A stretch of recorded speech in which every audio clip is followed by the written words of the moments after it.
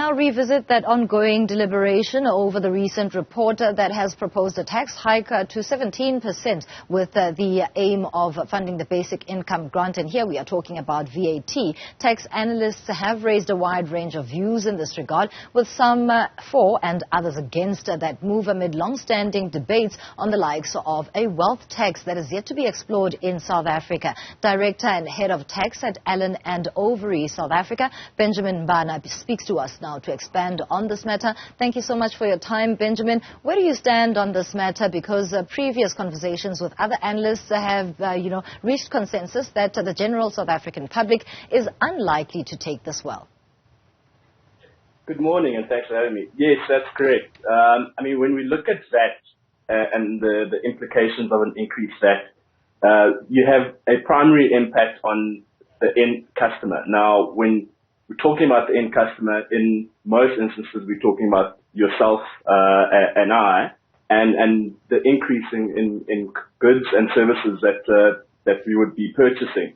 Now, obviously, where the biggest impact would be on low income households and poor households. So that's why you'd find that there'd be a massive pushback from civil society as well as various lobby groups on an increased VAT rate, because as things currently stand at the moment, inflation where it is and the growth of the economy, we just simply cannot afford it.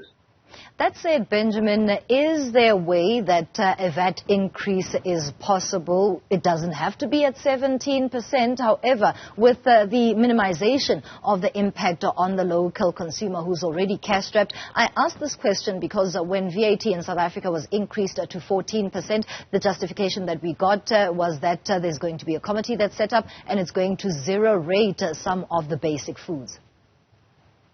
Yes, that's correct. So there's two elements that one can think of. The first one, being the easiest, is an increase in the list of zero-rated goods. Now, as you've correctly mentioned, when the VAT rate was previously increased from 14 to 15%, a commission was put together to assess whether the list of zero-rated goods could be revised. And when we're talking about a revision of zero-rated goods, we're talking about a revision of goods that are primarily consumed by low-income and poor households. So a revision of zero-rated goods would mean that in these instances, any increase in the VAT rate would not have that impact on those income groups. So that's the first aspect when looking at if it's possible to have this VAT increase.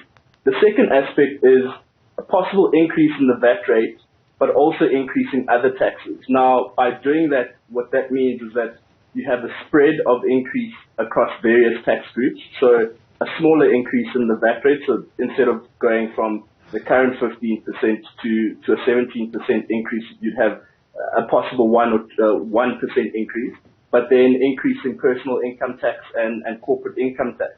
The only setback or issue there that many advisors or commentators will point out on is that already when you're looking at our personal income tax rate, our marginal income tax rate is amongst the highest in the world.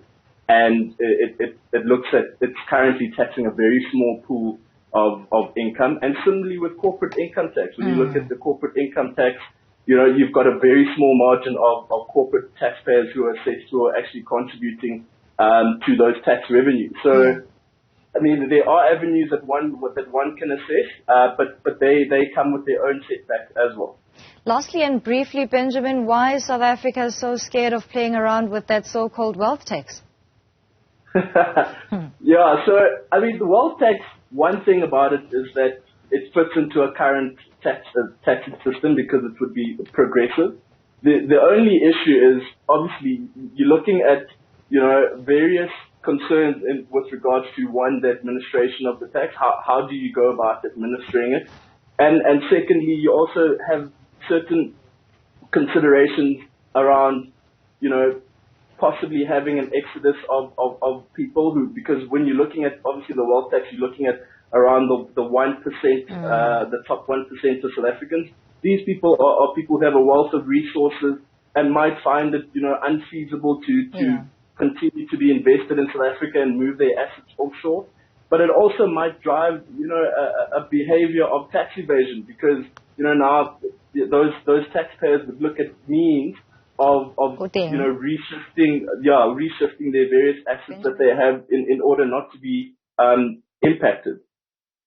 We'll leave it there. Benjamin Mbana is a tax analyst as we continue to have that conversation, quite contentious around that proposal that we got from the Intellidex report, basically indicating that a tax hike in VAT to 17% could be what's needed in South Africa to fund the basic income grant.